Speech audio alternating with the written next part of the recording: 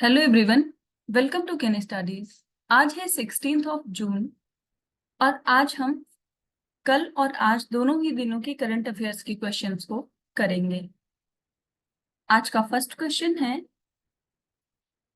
Who developed the integrated generator monitoring protection and control system, जिसका नाम है विद्युत रक्षक फॉर इंडियन आर्मी।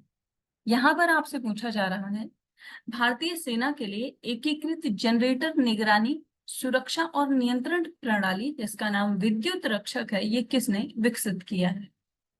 आपके ऑप्शंस हैं lieutenant general Upendra Dwivedi, major Rajprasad RS, lieutenant colonel Ajay Pratap Singh या फिर colonel Yudhvir Singh.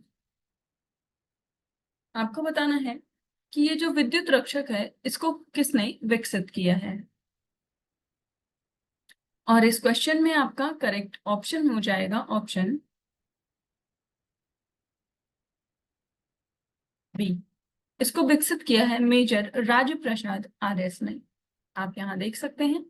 So Vidyut Rakshak is a newly launch system by Indian Army and the system was developed by the major Rajaprasad RS, and it aims to monitor, predict faults, and automate manual operations of existing generators. And it utilizes Internet of Things for inter-device connectivity and data exchange. और officially इस device को launch किया है lieutenant general Upendra Dwivedi ने। बढ़ते हैं next question की ओर। Consider the following statements about Global Gender Gap Report 2024 by the World Economic Forum. यहाँ पर आपसे पूछा जा रहा है, विश्व आर्थिक मंच द्वारा वैश्विक लिंग अंतराल जो सूचकांक होता है या रिपोर्ट, उससे संबंधित कुछ कथन दिए गए हैं जिन पर आपको विचार करना है। फर्स्ट स्टेटमेंट है, the world has closed 68.5% of the gender gap, and second, it would take 134 years at the current pace to achieve full gender parity, and third, Latin America and the Caribbean achieved the highest overall gender parity score among all the regions. और यहाँ पर आपसे correct statement पूछा जा रहा है। आपको बताना है कि वर्ल्ड इकोनॉमिक फोरम के द्वारा जारी की गई रिपोर्ट जो कि है ग्लोबल जेंडर गैप रिपोर्ट, इससे संबंधित कौन से स्टेटमेंट्स करेक्ट हैं। और इस क्वेश्चन में आपका करेक्ट ऑप्शन हो जाएगा ऑप्शन ए। सो आपका फर्स्ट और सेकंड जो स्टेटमेंट है वो करेक्ट है, जबकि थर्ड इनकरेक्ट है। आप यहाँ देख सकते हैं, Latin America and the Caribbean achieved an overall gender parity score of 74.2%, but Europe leads with a gender parity of 75%. So Europe's overall parity score has improved by 6.2% percentage point since 2006. India की बात करें तो India has slipped 2 places on the World Economic Forum's Global Gender Gap Index to 129th place, और Iceland top place पर है। सादिया जदी जो कि एमडी है वर्ल्ड इकोनॉमिक फोरम की, उन्होंने एम्फसाइज किया है the urgent need for a renewed global commitment to achieve gender parity. इसके साथ ही women's representation in the political sphere has increased and it is expected to improve further with the elections in multiple nations this year. So आपने देखा कि भारत की जो ranking है इस बार के ग्लोबल जेंडर गैप इंडेक्स में वो है 129। आइसलैंड टॉप प्लेस पर है और ये 15th कॉन्जिक्यूटिव ईयर है जब आइसलैंड टॉप प्लेस पर रहा है। इसके बाद फिनलैंड, नॉर्वे, न्यूजीलैंड और स्वीडन, ये टॉप 5 कंट्रीज हैं। अगर हम टॉप 10 की बात करें तो उसमें 7 कंट्रीज यूरोप से आती हैं। बढ़ते हैं नेक्स्ट क्वेश्चन की ओर।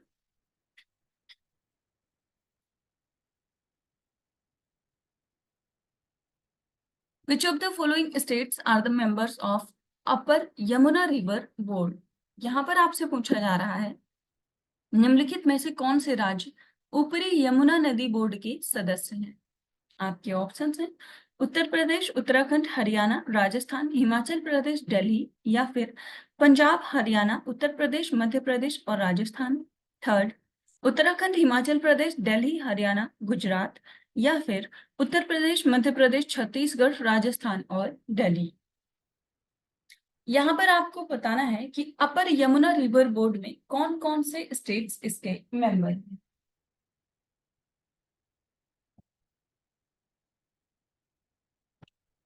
और इस क्वेश्चन में आपका करेक्ट ऑप्शन हो जाएगा option A.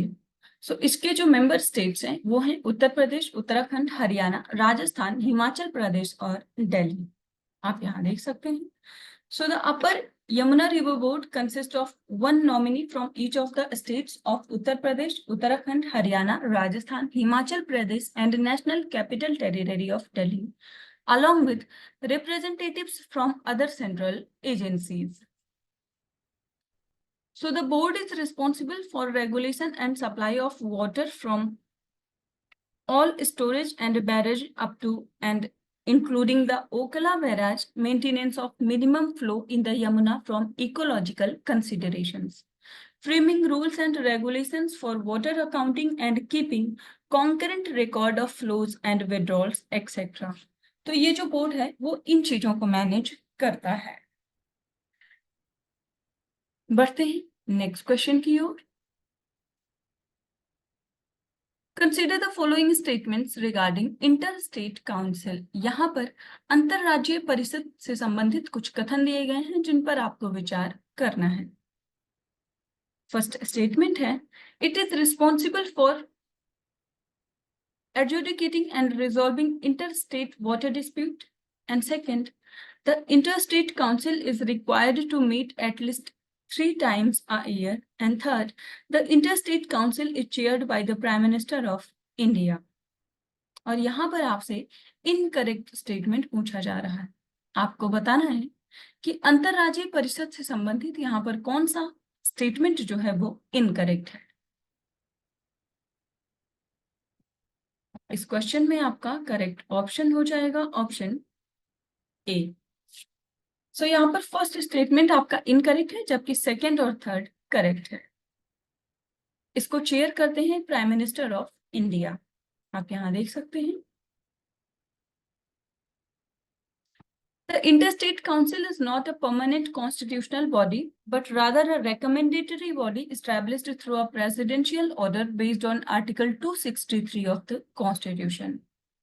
So, Interstate Council is not responsible for adjudicating and resolving interstate water disputes, and this function is generally carried out by the tribunals constituted under the Interstate River Water Dispute Act 1956. So the Interstate Council is supposed to meet at least 3 times a year, although in practice it has met far less frequently, and the Prime Minister of India is the chairman of Interstate Council. Interstate Council का जो गठन है इसको recommend किया था सरकार या commission ने। बढ़ते हैं नेक्स्ट क्वेश्चन की ओर। Which of the following has been designated as the third Indian Institute for Traditional Medicine Research by WHO? यहाँ पर आपसे पूछा जा रहा है निम्नलिखित में से किसे WHO द्वारा पारंपरिक चिकित्सा अनुसंधान के लिए तीसरे भारतीय संस्थान के रूप में नामित किया गया है। आपके ऑप्शंस हैं national institute of Indian medical heritage Hyderabad, national institute of traditional medicine Chennai, national institute of biotechnology Lucknow या फिर national institute of Ayush new Delhi.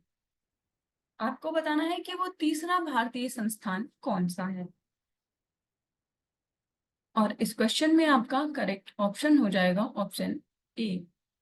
ये संस्थान है in national institute of Indian medical heritage Hyderabad.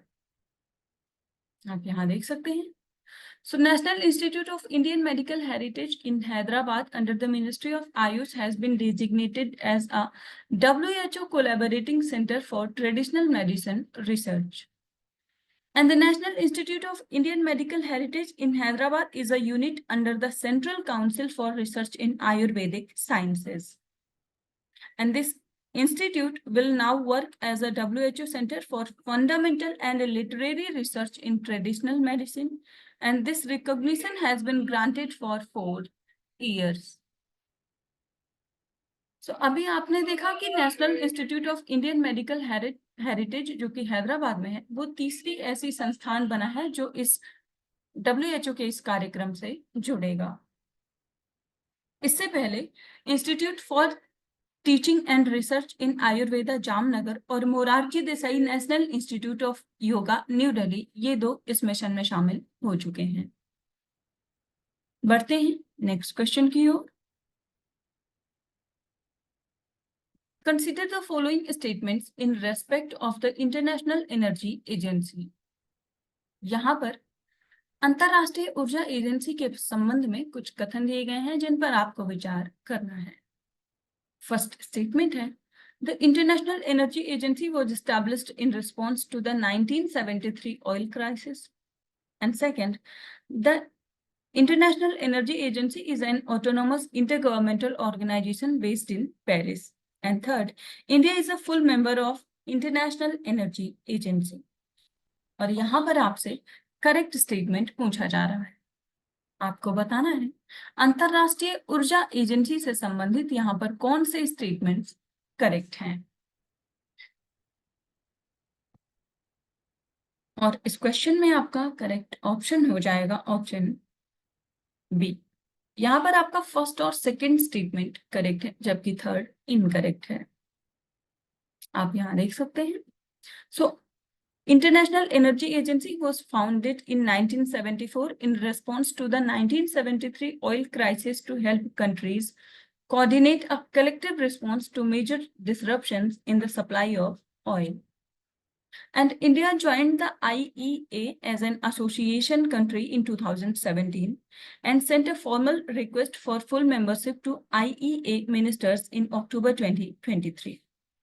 So India becoming an IEA member would mark a huge consequential change in international energy governance. The World Energy Outlook Report is a major publication by the International Energy Agency that provides comprehensive analysis, projections, and scenarios for future energy developments globally. So आप यहाँ देख सकते हैं IEA में जो India है वो association member है। इसमें बात करें IEA में तो इसमें 31 मेंबर्स हैं और 13 एसोसिएशन कंट्रीज हैं। आपने देखा कि इसको एस्टैब्लिश किया गया है 1974 में और इसका हेडक्वार्टर है पेरिस में। बढ़ते हैं नेक्स्ट क्वेश्चन की ओर। Who became the first Indian rider to win a 3-star Grand Prix event in equestrian? यहाँ पर आपसे पूछा जा रहा है घुड़सवारी में 3-स्टार ग्रैंड प्रिक्स प्रतियोगिता जीतने वाली पहले भारतीय कौन बन गए हैं। आपके ऑप्शंस हैं श्रुति वोहरा, फवाद मिर्जा, इम्तियाज अनीस या फिर रघुवीर सिंह। और इस क्वेश्चन में आपका करेक्ट ऑप्शन हो जाएगा ऑप्शन ए। ये बन गई है श्रुति वोहरा। आप यहाँ देख सकते हैं। Shruti Vohra won the CDI 3 event in the FEI dressage world cup जिसका आयोजन किया गया लिपिका स्लोवेनिया में। She scored 67.761 points, finishing ahead of the Moldova's Tatiana Antonico, जिन्होंने स्कोर किया है 66.552 पॉइंट्स। श्रुति वोहरा की बात करें तो इन्होंने भारत को रिप्रेजेंट किया है ड्रेसेस वर्ल्ड चैंपियनशिप 2022 में and also in Asian games in 2010 and 2014। बढ़ते हैं नेक्स्ट क्वेश्चन की ओर। इस Nagastra one recently seen in the news. आपसे पूछा जा रहा है हाल ही में खबरों में रहा नागास्त्र वन क्या है।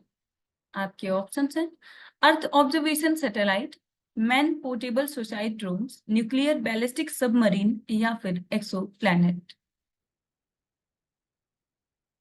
आपको बताना है कि नागास्त्र वन का संबंध इनमें से किससे है। और इस क्वेश्चन में आपका करेक्ट ऑप्शन हो जाएगा ऑप्शन बी। ये एक मैन पोर्टेबल सुसाइड ड्रोन है। आप यहाँ देख सकते हैं The Indian Army has received Nagastra 1, a unique man-portable suicide drone designed to target launch pads, enemy camps, and infiltrators safely. So, under emergency procurement powers, the Army ordered 480 loiter munitions from Solar Industries Economics Explosives Limited. And following successful pre-delivery inspections, 120 units have been delivered to an army ammunition depot according to the defense sources, जिसकी वजह से ये अभी काफी चर्चा में रहा है। बढ़ते हैं नेक्स्ट क्वेश्चन की ओर। Consider the following statements in respect of the Maitri Setu. यहाँ पर मैत्री सेतु से संबंधित कुछ कथन दिए गए हैं जिन पर आपको विचार करना है। फर्स्ट स्टेटमेंट है, Maitri Setu is a bridge connecting India and Bangladesh. And second, the bridge Maitri Setu has been built over the Ikshamati River. और यहाँ पर आपसे करेक्ट स्टेटमेंट पूछा जा रहा है। आपको बताना है कि मैत्री सेतु से संबंधित यहाँ पर कौन सा स्टेटमेंट करेक्ट है। इस क्वेश्चन में आपका करेक्ट ऑप्शन हो जाएगा ऑप्शन ए। फर्स्ट स्टेटमेंट आपका करेक्ट है कि ये कनेक्ट करता है इंडिया और बांग्लादेश, जबकि सेकेंड स्टेटमेंट इनकरेक्ट है। आप यहाँ देख सकते हैं। So Maitri Setu is a bridge connecting India and Bangladesh aimed at improving trade and connectivity between the two nations. The bridge is 1.9 kilometers long and connects Sabarum in Tripura and Ramgarh in Bangladesh. And Maitri Setu is constructed over the Feni River, which acts as the boundary between India का जो त्रिपुरा राज्य है, त्रिपुरा और बांग्लादेश के मध्य ये सीमा बनाती है। So the name Maitri Setu signifies the strengthening of bilateral relations and friendly ties between India and Bangladesh. आप यहाँ इमेज में देख सकते हैं। यहाँ पर सबरूम है भारत का और ये है बांग्लादेश, और ये जो ब्लू कलर से इंडिकेट किया गया है ये है फेनी रिवर। बढ़ते हैं नेक्स्ट क्वेश्चन की ओर। According to Knight Frank, which cities rank 3rd and 5th globally in the luxury real estate growth? यहाँ पर आपसे पूछा जा रहा है, नाइट फ्रैंक के अनुसार लग्जरी रियल एस्टेट वृद्धि में कौन से शहर विश्व स्तर पर तीसरे और 5वें स्थान पर हैं? आपके ऑप्शंस हैं Tokyo and Manila, Mumbai and new Delhi, Bengaluru and Mumbai, या फिर new Delhi and Manila.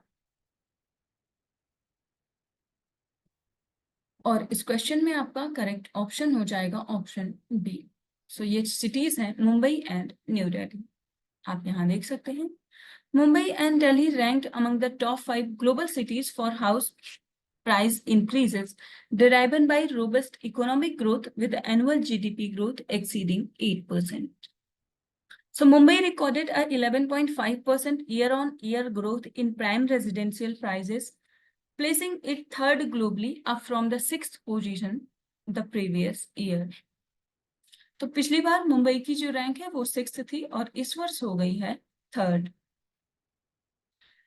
The National Capital Region of Delhi saw a 10.5% year-on-year increase, moving from 17th to 5th position in the global ranking. इसके साथ ही बेंगलुरु की बात करें तो Bengaluru experienced a slight drop in its ranking, falling from 16th to 17th place despite a 4.8% year-on-year growth in residential prices. आप ध्यान रखेंगे कि इसमें जो इंडियन सिटीज की रैंकिंग है उसमें मुंबई 3rd प्लेस पर है, दिल्ली 5th पे और बेंगलुरु है 17th प्लेस पर। और इस रिपोर्ट को जारी किया है नाइट फ्रैंक ने। इस रिपोर्ट का नाम है प्राइम ग्लोबल सिटीज इंडेक्स। बढ़ते हैं नेक्स्ट क्वेश्चन की ओर। Recently, the United Nations General Assembly has declared which year as the International Year of Quantum Science and Technology? यहाँ पर आपसे पूछा जा रहा है हाल ही में संयुक्त राष्ट्र महासभा ने किस वर्ष को क्वांटम विज्ञान और प्रौद्योगिकी का अंतरराष्ट्रीय वर्ष घोषित किया है?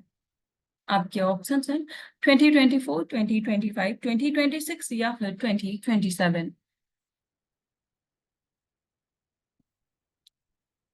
और इस क्वेश्चन में आपका करेक्ट ऑप्शन हो जाएगा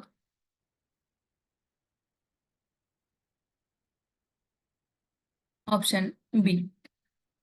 सो यूनाइटेड नेशंस ने ईयर 2025 को डिक्लेयर किया है as international year of quantum science and technology.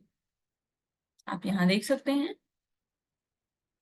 So the United Nations General Assembly has declared 2025 the International Year of Quantum Science and Technology, and this decision made on June 7th, 2024 aims to raise public awareness, encourage youth involvement, and support quantum science applications. So the year marks the centenary of Werner Heisenberg's foundational quantum mechanics paper, and additionally 2025 is also designated for cooperatives, peace and trust and glacier preservation. इसके अलावा अगर 2024 की बात करें तो 2024 celebrates कैमेलिड्स। आपने देखा होगा कि यूनाइटेड नेशंस ने 2024 को डिक्लेयर किया है ईयर ऑफ कैमेलिड्स। बढ़ते हैं नेक्स्ट क्वेश्चन की ओर। Recently, where was the Japan India Maritime Exercise 2024 started? यहाँ पर आपसे पूछा जा रहा है हाल ही में जापान भारत समुद्री अभ्यास 2024, जिसको शॉर्ट में हम जिमिक्स कहते हैं, इसका आयोजन कहाँ पर शुरू किया गया? आपके ऑप्शंस हैं Gujarat India, Yokosuka Japan, Tokyo Japan या फिर चेन्नई इंडिया। इस क्वेश्चन में आपका करेक्ट ऑप्शन हो जाएगा ऑप्शन बी। सो इसका आयोजन किया गया है योकोसुका जापान में। आप यहाँ देख सकते हैं। The 8th Japan-India Maritime Exercise has commenced in Yokosuka, Japan, hosted by Japan Maritime Self-Defense Force, and it features the Indian Navy's INS Shivalik and JMSDF's JS Yugiri। तो भारत की तरफ से इसमें पार्टिसिपेट किया है INS शिवालिक ने और जापान की तरफ से पार्टिसिपेट किया है JS Yugiri ने। So the exercise includes harbor and sea phases focusing on naval interaction and war fighting skills, aiming to enhance interoperability and strengthen defense ties between Japan and India. बढ़ते हैं next question की ओर। आप ये ध्यान रखेंगे कि इस वर्ष आयोजित होने वाला ये जापान इंडिया मैरीटाइम एक्सरसाइज का 8th एडिशन था और पहली बार इसको आयोजित किया गया है 2012 में। बढ़ते हैं नेक्स्ट क्वेश्चन की ओर। Consider the following statements about national security council. आपने देखा होगा कि हाल ही में यह काफी चर्चा में रहा है। यहाँ पर आपसे राष्ट्रीय सुरक्षा परिषद के बारे में पूछा जा रहा है, उससे संबंधित कुछ कथन हैं जिन पर आपको विचार करना है। फर्स्ट स्टेटमेंट है the National security Council is chaired by the President of India, and second the National security Adviser acts as the principal executive and adviser of to the Prime Minister on security matters, and third, the strategic policy group is the key component of NSC that includes relevant ministers and key officials. और यहाँ पर आपसे correct statement पूछा जा रहा है, आपको बताना है कि राष्ट्रीय सुरक्षा परिषद से संबंधित यहाँ पर कौन से स्टेटमेंट्स करेक्ट हैं। और इस क्वेश्चन में आपका करेक्ट ऑप्शन हो जाएगा ऑप्शन बी। यहाँ पर आपका सेकेंड और थर्ड स्टेटमेंट करेक्ट है जबकि फर्स्ट इनकरेक्ट है। आप यहाँ देख सकते हैं। So the National Security Council of India is a key part of the national security apparatus responsible for advising the Prime Minister and coordinating policy on the matters of national security and strategic interests. और इसको establish किया गया है 1998 में। So the National Security Council is chaired by the Prime Minister of India, and it includes several key members who hold strategic positions that are crucial for national security. Strategic Policy Group की बात करें तो this group operates within the NSC and includes relevant ministers and the Chief of Defence Staff, Finance Minister, Home Minister, Defence Minister, and External Ministers and others. तो अभी हाल ही में ये चर्चा में क्यों है? क्योंकि अजीत डोभाल वो फिर से कंटिन्यू करेंगे as national security adviser. So आज के करंट अफेयर सेशन में इतना ही। Thank you for watching. Do like share and subscribe.